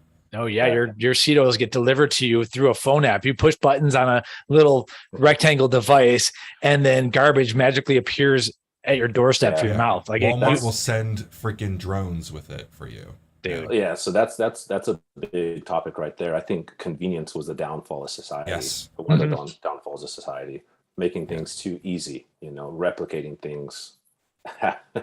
but so what, the thing that I have against the fitness industry too is you do have a lot of people who are health conscious, but do they even understand like endocrine disruptors? No, everything around them, they're filling their bodies. They still cook on Teflon. They microwave in plastic. So they're health conscious, but not really. Their testosterone is still plummeting. They're still going to get cancer, So I wish people in the fitness industry would look outside of supplementations and cleaning up their diet, because there's a lot of other contributing factors that are much more dangerous than just not eating McDonald's. That's just not doing this. Yeah. Well, first off, I haven't pointed out, I'm wearing my United We Inspire shirt. You know why? It's still in the arsenal because it's 100% cotton. Not wearing plastic clothing and stuff. Let's get into this one, Mike. I want you and Chris to do I don't want to get into polyester just yet because he said something else. We're going everywhere. But wait, what was Chris just saying? Endocrine disruptors. Oh yeah, that's a constant conversation with my wife actually, and like the we've been attacked from so many angles that we'll never know what, you mentioned that there might be worse things than like endocrine disruptive might be worse than the food or whatever. Like we'll never know, because in the last like 2 or 3 generations, we've had this onslaught of so many things that it's almost impossible to identify the culprits. And the culprits, in my opinion, is just like everything. Like it blows my mind that we are still even like functioning sometimes just with all the garbage that's been put in our faces. Dude, yeah. Let's please jump into that, please, because you're so fucking right. It's not single source, and it's not acute. It's accumulative. Yeah. And every like I was watching a doctor that's like, fish in the ocean will have Prozac in it. They'll have microplastics in it. So people eat fish, and this fucking doctor was like, don't worry about that because it's such a small amount, and that is true. So you're not going to get something acute from it right then and there. But it accumulates inside of your body. It stores inside of your body, stores inside the fat cells, stored inside your brain because your brain's fat. So it's not just from the fish, not just from your lotions, not just from cooking in plastic, not just from your drinking water. It's everything, a combination. So that's why there's studies out there like, no, it's not that. It's not that. Of course it's not that. It's over time. It accumulates in the body. And it's not just this generation. And it might not happen to this generation at all. It's a subsequent generations. It's the breakdown of our actual genetic code that we're passing down. So in a couple generations, everybody's going to be so fucked up. Seriously, like real shit. Our DNA is completely broken, and you give your kids DNA. They don't just come out with perfect DNA. So if your DNA is fucked, their DNA is fucked to generate the next generation. So this is a snowball effect. It's a domino effect completely. So there's not just one source, and that doesn't mean you should be terrified and not fucking eat anything and only have fucking purified or distilled water. It's just be conscious of it and minimize your exposure to it. That's all we could do because it's fucking everywhere. Detergents, solvents, soaps, like our clothes, the chemicals, the fire retardant on our furniture, every fucking thing out there that is approved by our government is probably going to kill you over time. So you just got to learn about those and then minimize the impact. Yeah, dude, that's what drives me crazy. So like we got a trip to visit my folks up in Cleveland next week. And I'm the black sheep of the family, obviously. I mean, come on. But so, and I'm used to that. I wear that hat very proudly. You can't say black anymore. You're a white sheep.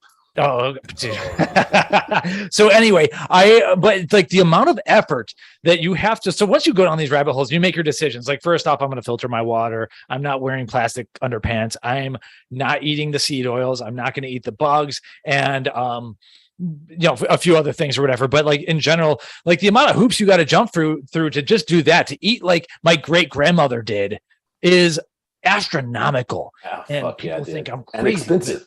Like, dude, yeah, I know. Well, food is supposed to be expensive. Food is not supposed to be so easy that I can push a button. Like that's truly my opinion. So you either got to spend energy hunting it and getting it yourself, or you got to spend energy working, which can then hopefully, if your dollar's not falling apart, be able to apply it towards quality food.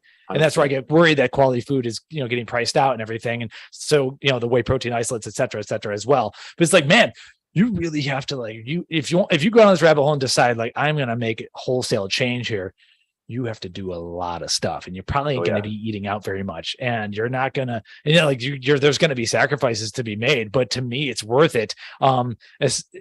Because I have more energy than my peers. And so it comes down to that for me.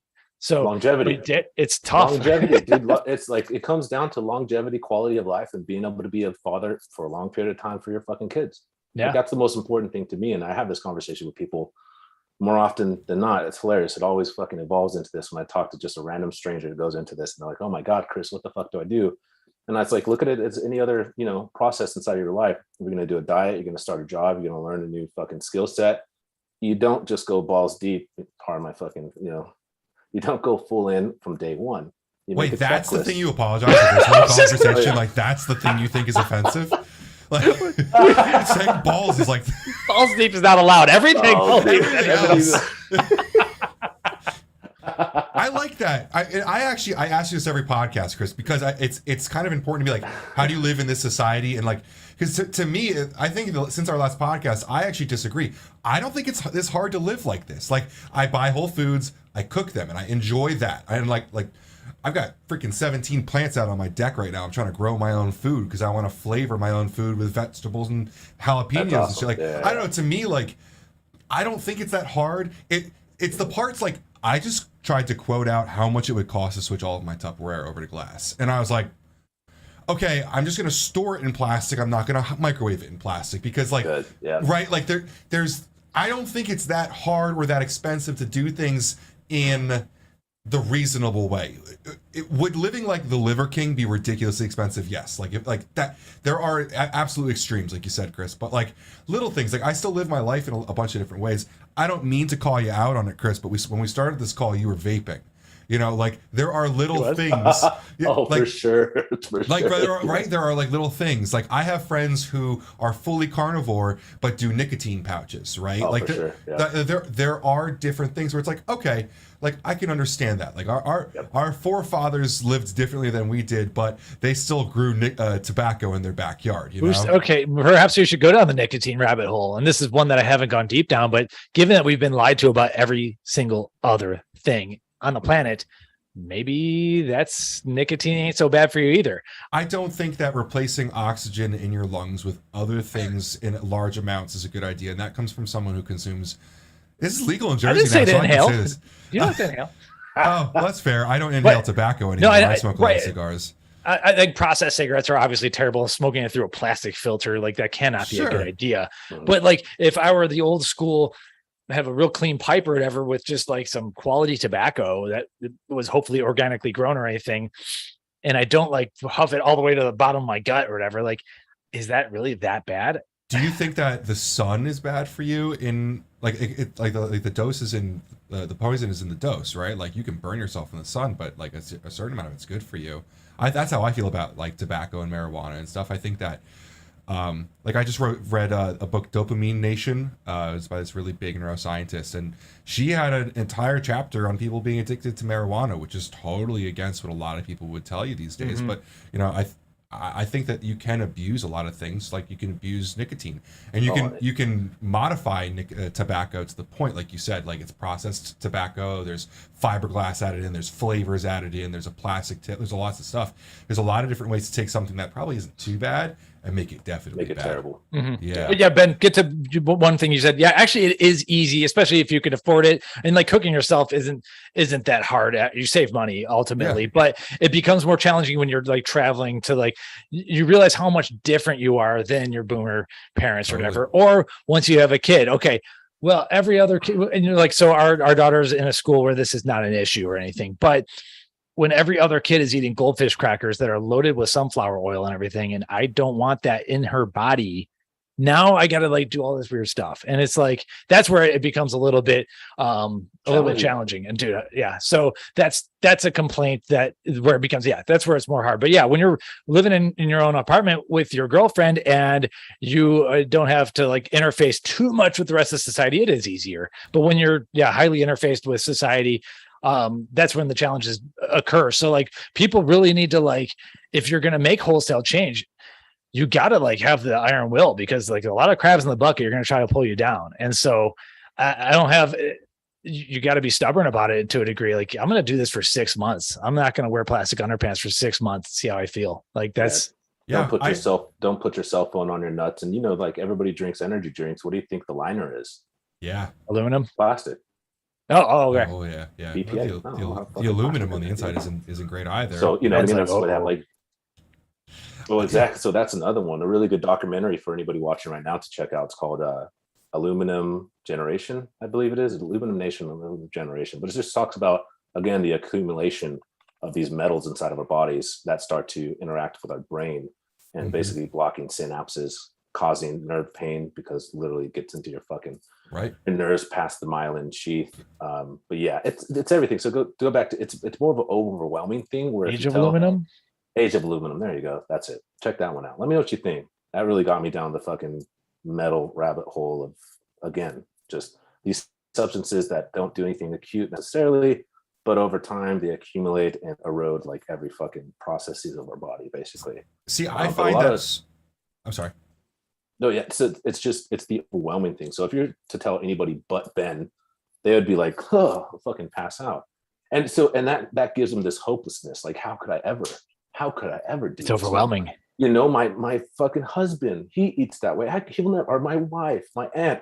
So it's just a slow introduction into drinking the fucking conspiracy theory punch, I guess. Like, what the sad thing is, you're just searching for the truth. And when you start searching for the truth, you uncover a lot of things that could be, you know, terrifying, that have been implemented on purpose. So that's what I meant. Yeah, it's relatively easy, but you got to have a fucking handbook, and you can't be overwhelmed by the steps that you need to take to be able to get there. Now, the reason I'm optimistic, and so yeah, Ben calls me bearish. Like, I think this is going to be a semi not fun decade. We'll just put it. But the reason I'm optimistic, we're in like what you call the fourth turning, or we're entering one of these, or in one of these. Like, you know, hard times create strong men, men create good times, good times create weak men create hard times. So you got this cycle, and we're hitting that. And so this is the first time, however, that we have the internet.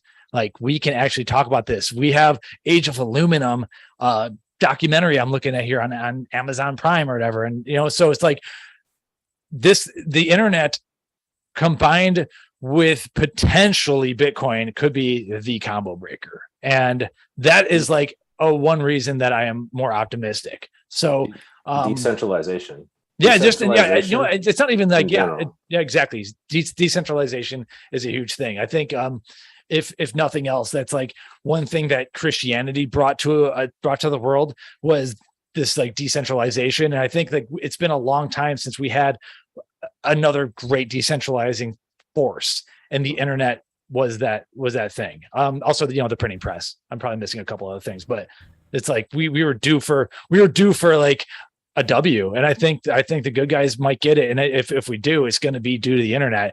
And that's where like the cyber pandemic will come and shut everything down, or, you know, but AC/DC energy that was created by Tesla, that was really important too. A couple of things, you know what I mean? Printing press for sure, to be able to spread information, and then technology, EMFs to be able to actually fucking transmit information, super important. And yeah, I'm scared. I think the end call to all civilization is there's a fucking mock nuclear event, or a country set off an EMP, destroy the grid, and then there's just no fucking coming back from that. It'll be fucking Mel Gibson, Mad Max, day 2. Do you think Mad Max comes? Shit. Are you preparing for Mad Max?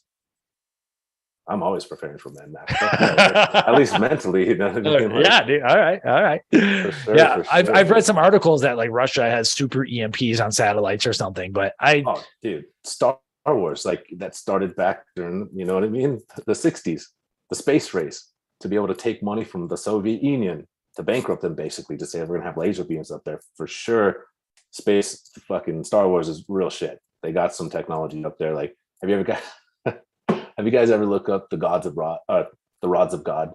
Look that up real quick. Rods of God. I will say, like DEWs or whatever, or the direct energy weapons. No, it's not a direct energy weapon. It's actually like a projectile. But DEWs though, DEWs. I mean, Jesus Christ, could you imagine that shit? Oh, I've heard about the. Okay, yeah. Man, we've basically said every single keyword to get this YouTube video blasted. Man, I hope our channel's gonna be okay. So, preparing for the match. So Ben, I didn't tell you this. So it wasn't a panic attack, but okay. So when we were in Chicago for Ghost, awesome trip and everything, on the last day or the day before, I was just like thinking in my head, like, what if an EMP went off? What is my plan? I don't have a weapon on me. I'm in Chicago and my family's 1,300 miles away or whatever. Like, how am I going to get back to my family? How am I going to get back to Texas? And I was like, I went down and I was like, dude, I'm not ready for an EMP right now in Chicago. And so like, that was basically my answer. And I was a little bit worried. Did you take my vape? Like I put myself into this like bad state. It's like, it wasn't even like on any type of chemical or anything. I just like, I went down the wrong thought hole at the wrong time. And I was like, well, hopefully there's no EMP, because I have some family out there. I get there and then I got to figure out how I'm going to have to like trade for a dirt bike that does not require electricity. I need a weapon. Like, I was like, this is bad. Like, I don't want to go to Chicago without my family anymore. Yeah, like the book of Eli, right? With fucking I forgot about that movie. Yeah, it'd be for real like that. So that's actually why I moved out of Huntington Beach, California, because I was terrified that if something happened, I was surrounded by 4 million people, like 3.5 million people. What would happen? I'd be completely landlocked. So I wanted to fucking get out of that just to be able to have a space to breathe. And that's why we came out to the part that we are in Utah. And dude, 2 years later, COVID hit, everything there locked down completely. Business just squeezed to fucking death. In Huntington, you're talking about? Southern California. Right. Okay. Which is Huntington, in Southern California. So yeah, so Huntington, which isn't too far from LA. So you just have this fucking gridlock. If something went down, there'd be no escape. No fucking hope. You know what I mean? FEMA would come out, the whole camps would fucking happen, all those coffins, like that shit would roll out real quick. Yeah, dude. Huntington so I Beach. moved for that exact reason. Yeah, I got out, fortified where we are right now, and living good. You got community though? Like that's what I'm realizing is like, dude, know your neighbors and all that. Yeah, and that's what they teach us, to fear our neighbors, especially more so than ever with how divisive it is. Like, have you noticed that? Like people don't, the news, all these media, they don't want you to be friends with everybody. I don't want to be friends with my neighbors, to be honest with you. Even you got some crazy neighbors, Ben.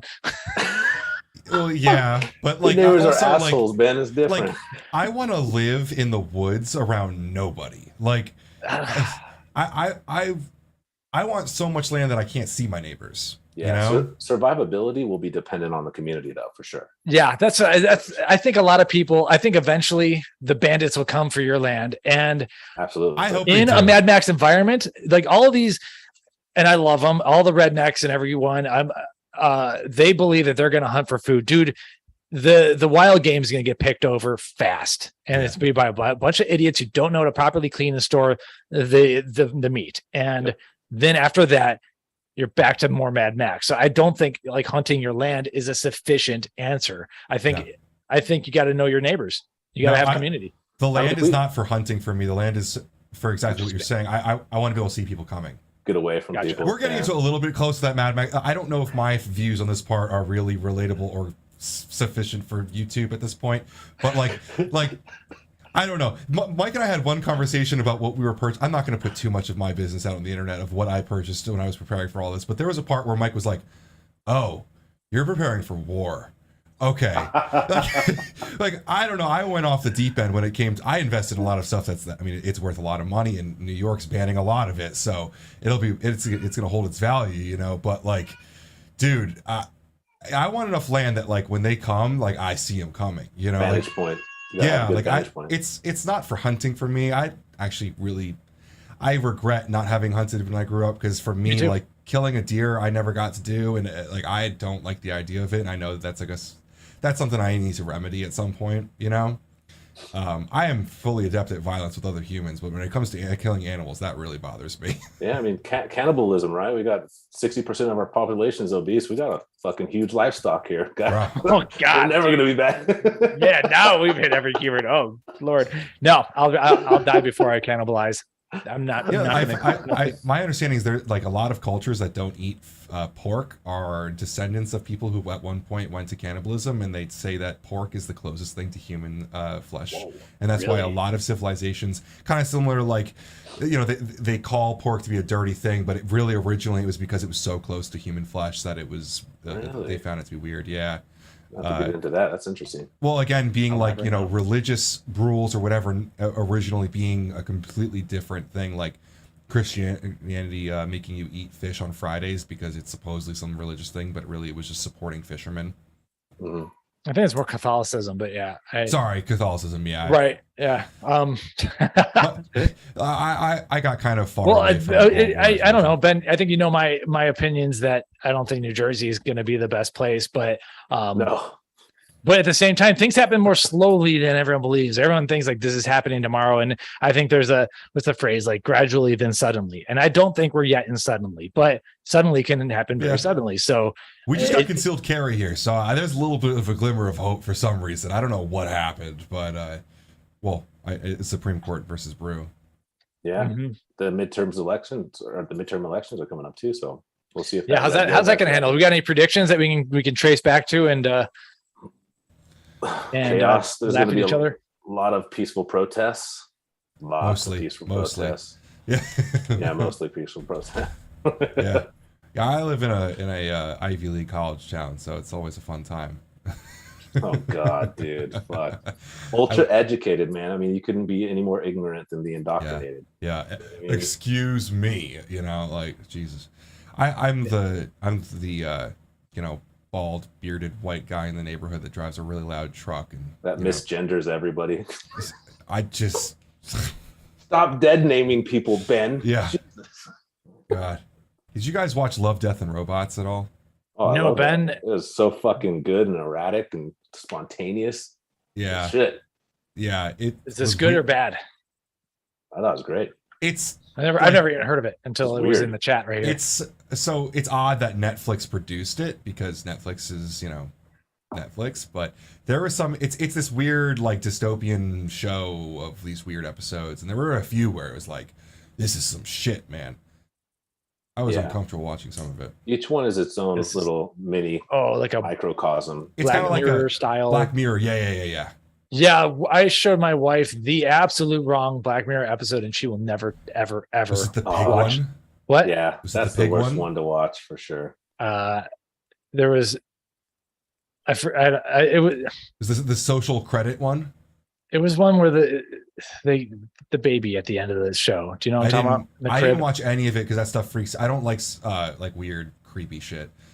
I don't want to get into it. It was just there was one where show. Didn't the president have to fuck a pig on TV to like? Yeah, that was the first season. I mean, when Black Mirror first came out, it was so obscure, but then they started to like refine it to be actual like futurism. And I mean, they're so close to exactly what we're progressing into in a lot of ways. Yeah, I should watch the rest of them. Like I see this Love, Death, and Robots. I'm like, oh, if I'm watching this, I'm watching this alone. That's one. Yes, yeah, definitely watch it alone. Yeah. The other cool thing is that at least back when I watched it, it was in random order, so there wasn't like episode 1, 2, 3. So you couldn't tell your friends like just watch episode 3. Like for me, it was in a different order than my friends. So it was like it was done well for what they were trying to do. I will give them that. It's not my cup of tea, but it was cool. Oh, I thought it was awesome. I mean, yeah, you mentioned Netflix. Like, what it seems that they do is that they'll have 1 or 2 series or seasons that are like really good, and then they hook everyone, and then it flips the propaganda after that. So it's a possibility that's going to happen because I see it's 2019. Also, like, man, as crazy as to say, 2019, we were living in a different world, and like they didn't maybe need to lay it on as thick back then. Did you guys watch? Did you guys watch Terminal List? I've been hearing so much about this. Been wanting to watch it. Is it good? I do not have time to watch all this TV. Oh God. Jack Carr, I'm a very big fan of. He was an actual SEAL. He wrote the book that was adapted into the show. He's really great. He's been on a lot of great episodes of different podcasts that I watch frequently. And it's funny because the show's really not political. I mean, it has to do with America and the military, and I can't give away pretty much any of it without you kind of figuring out. It's a very in-depth story, but it's funny because I think the Rotten Tomato score was like 30 or something like that, and the viewer score was like 98. Yeah, of course. That's when you know it's awesome, like the Chappelle fucking series. Yeah, yeah. And you know what was really so funny is like I mean, it's anti-government, in so many ways, which to me, like, I think we can all get behind, like no matter what side you're on, we can all fucking hate the conglomerate. Yeah, that's not what we learned the last couple of years, man. These people are begging to be controlled and told what to do. No, like, that's not necessarily true. There is a small sect, maybe like 30% of the populace, that is definitely going to confide to anything. But faith in institutions, every institution, from media to our governmental, and I watch this shit just watching the numbers and the data all the time, all-time low. There's no faith in the banks, the media, the government information. So I think that's completely scrubbed because of the last 2 years, because of all the actual disinformation from the government. You know what I mean? The propaganda. People are fucking over. Like the whole Trump thing, big bad Trump. He's been gone forever now, but they still bring him up. Like people are over that shit. I do think there's about 60% of the populace who are very like-minded, and they just stick to their tribalistic idiocies because that's what like with religion. It's hard to go from fucking Catholicism to Islam. You're brought up in that, they stick within the confines of that. But the reality is, I think there's a lot more people that are like-minded. They just don't have the capacity to have open conversations or debates. I'm going to disagree. I'm going to think it's 30% on one side, 30% on the other, and then the middle 40 will just swing with the wind, swing with the tide. That's kind of where I'm at. I don't go with 60% awake. Yeah, I would think not after last year. It's a little bit more obscure than that. I wouldn't think it's as much as 30-30, but something like that. Yeah. No. Well, gentlemen, It's we've been doing this for like an hour and 50, and I have to pack for a trip this weekend. I am one of those late packers that never plans for anything. Dude, So, I'm traveling tomorrow too. where are you going to? My hometown, Bakersfield, California. Visit my mom. I hope you enjoy family. it. Man. We can make fun of California all day long, but I will never disagree with the fact that it's a gorgeous place to visit for the views. So I hope you enjoy. I mean, you could like hate on liberals all you want, but they got the best fucking property in the States. Yeah, they do. The entire Pacific Northwest and California, like gorgeous. Dude, I always just imagine the pioneers coming through America and then coming down upon the like Los Angeles Valley, and the valley down there. Yeah, all that, and be like, holy dude, and they turned it into fucking orchards and orange groves. Like I've seen pictures, it's fucking fast. But the same thing with New York. It was just a fucking barren forest island. You know what I mean? Like, yeah, sure. But that's humanity, dude. Consume until there's nothing fucking left, and then Central Park was like a fucking like its own ecosystem at some point, right? Like it's incredible how they changed it. So probably fucking indigenous species there. You know what I mean? That didn't exist anywhere else. Well, to take a page out of Tool's book, I wouldn't mind if it all floated into the sea. What do they call it? Arizona Bay. Arizona Bay, yeah. Yeah. Learn to swim. That's a good album. Arizona Bay. That's a great song. Yeah. So, well, I hope you have a great trip, Chris. It's always fun getting to sit down with you. We somehow managed to maintain viewers throughout this whole thing. Thanks for watching, everyone. The chat has been great. Thank you guys so much. Yeah. We'll have to do this at episode 420. I was like, I don't want to wait as long as 666, but you better give me that fucking episode, please, please. Well, give us some. We'll have to find something in like the realm of hundreds where it's appropriate. I don't know any other memeable numbers around there, but we'll find something for you, Chris. Dude, I appreciate you guys, all the listeners. Yeah, if you ever want to talk, reach out to me. I talk to so many people. Like I'm probably one of the only company owners that responds to 99% of whoever the fuck reaches out to me with fucking critique, saying our shit sucks, giving me compliments, whatever like that.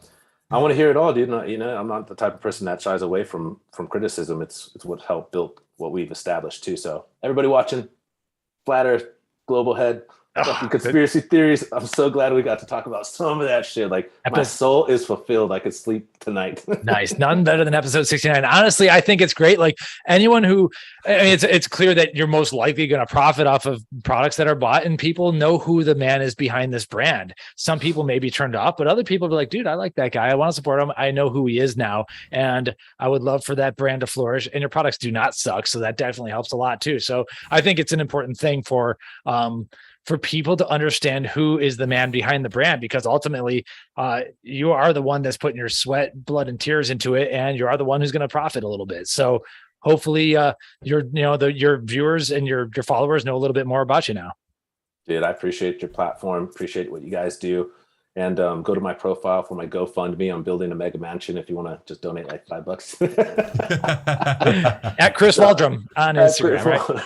Yeah, are you doing any TikToking? I hate to keep this conversation going too much, but no. We could wrap it up with that. So that's definitely where, fucking boomer Chris comes into play, where I'm just so against adapting to modern technology, but I know that it could be such an asset.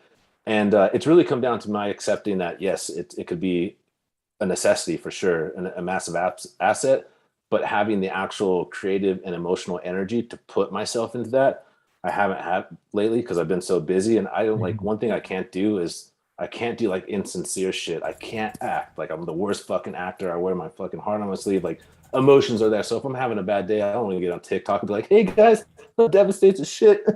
Like I'm not gonna fucking do that. I'm not gonna sell that fucking plastic smile. So that's been the hardest thing for me to get over, is just like fucking jump into it, be who I am. I've just been so exhausted that it's hard for me to be, C-dub. So, but yeah, absolutely. What about you guys? You guys got it? Because I got to go on and check it out now. I'm sure Ben probably has 10 trillion fucking videos on there. Ben rocks the TikTok. He's figured it out. I have a commitment to not dancing or doing any of like the stereotypical stuff, but I have found the way to take our content and make it relevant on there in a way that people consume it. Fuck yeah. It's usually controversial takes, like hot takes and stuff. That does really well on there. Yep. Trashing illegal formulas. Telling people that their DMA isn't real, like stuff like that.